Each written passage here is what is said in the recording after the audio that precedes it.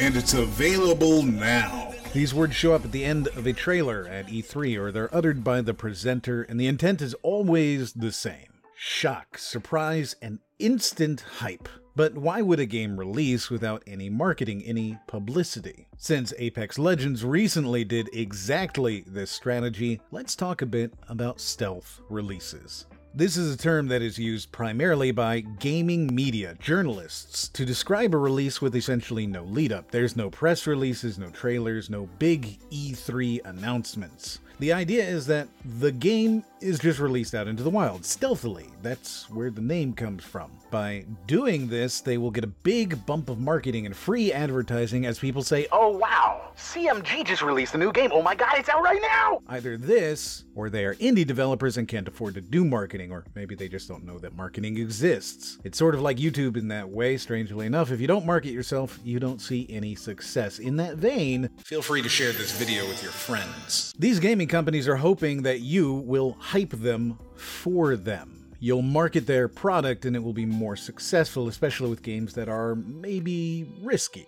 They might not be well received, harming the brand, or they might be hoping to save a lot of money.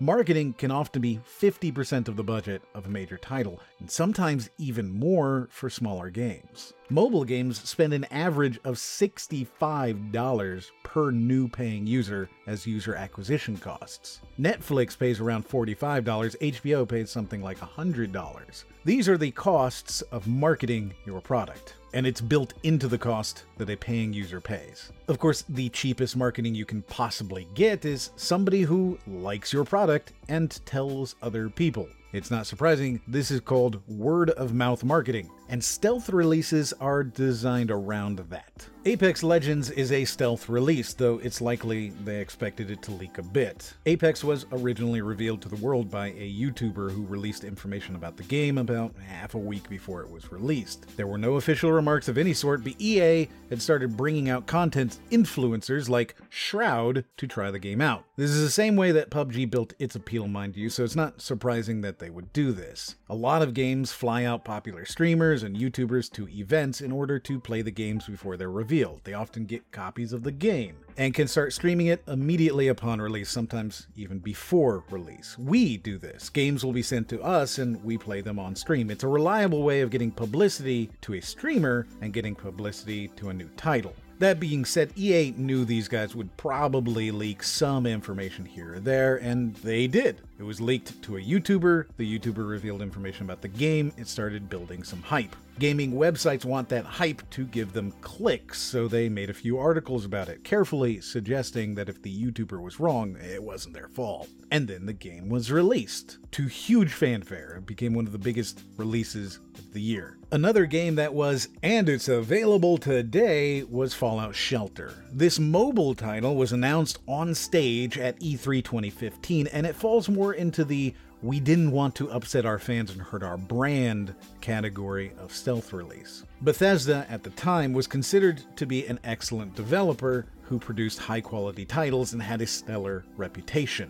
There's a stigma amongst gamers about playing mobile games, not just because they're on a phone. In fact, I would imagine that most gamers have at least one or two games installed on their phone. However, gamers have been abused by mobile titles. There's a belief that a mobile game, by its nature, is a microtransaction-riddled, time-gated, mentally abusive, scam-infested idle clicker, probably with match 3 minigames, and at least 3 different currencies. Gamers have seen their favorite titles like SimCity, Command & Conquer, and Dungeon Master turned into hollow shells of their former glory. Worse still, it feels like when a mobile version of your favorite franchise is released, it means you're not going to get a full release of that franchise. Maybe ever again, especially if the mobile version is profitable. This is why Diablo Immortal was received so poorly. The perception many fans were left with was that this was being made in place of a PC Diablo, that no core game would be delivered because instead they were releasing a microtransaction-riddled, time-gated, mentally abusive, scam-infested idle clicker, probably with match 3 minigames. And a lot of the retrospectives about this event have been pretty clear in saying that if Blizzard had simply announced a core Diablo title, even literally just the title, people would have felt more secure in their fandom. Fallout Shelter avoided this pitfall by not announcing early. In fact, not announcing at all until it was already available. Simply saying, hey, we're making a new Fallout game. In the meantime, here's a free Fallout game to get you along until then, and it's available today. It's probably not surprising that Fallout Shelter was one of the most successful mobile launches of any game, and one of the most successful for Bethesda as well. In fact, it was too successful. And in an interview with Danny O'Dwyer from NoClip, Todd Howard admitted that they actually hadn't planned any major new content, and suddenly they're the #1 game in the world, making millions of dollars a week. These kind of surprise announcements tend to happen at game convention and game award shows, and 2 of them happened at the Game Awards in 2018. During the show, the Epic Game Store was revealed, and also during the show, several games were revealed to be exclusive to the Epic Game Store. And both of these were, and it's available today. The first being Ashen, a title published by Annapurna of What Remains of Edith Finch and Journey fame.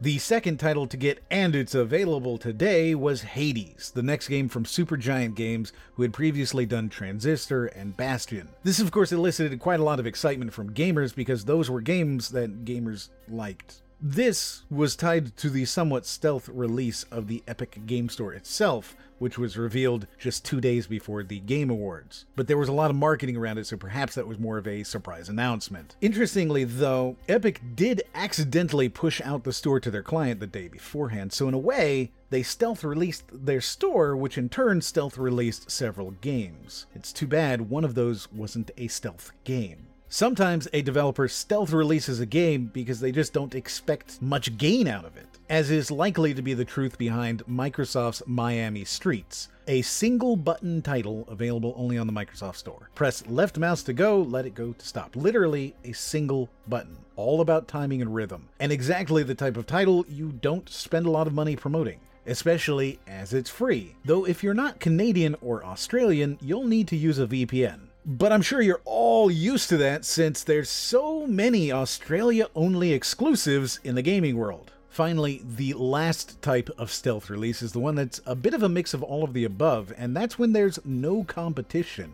The Golf Club 2019 was released seemingly without any fanfare whatsoever. This game, of which there are 4 in the series, is the first in the franchise to have the official blessing of the PGA Tour. You might remember PGA Tour games used to be exclusive to EA with the Tiger Woods games. But after Tiger Woods' downfall, so too falls Tiger Woods' games, and the next version EA cooked up was a disappointment. This left the PGA Tour license up for grabs, and there's really no golfing games out there except for Sony's Hot Shots Golf, which doesn't really compare. They're after different goals entirely. That left one game which could be considered a major player in the field, the Golf Club. Interestingly, this was also the first title in the series to be published by 2K, easily the biggest competitor to EA Sports, but for whatever reason it wasn't named the Golf Club 2K19, which sort of misses the branding value for me. Maybe we'll see that in the future. For what it's worth though, the Golf Club made one of the coolest VR titles back in 2017. Can you think of any other games that I've missed? And I didn't actually miss The Legend of Zelda, by the way. Yes, it was a stealth release, but it was a stealth re-release 30 years later. Not really the same thing.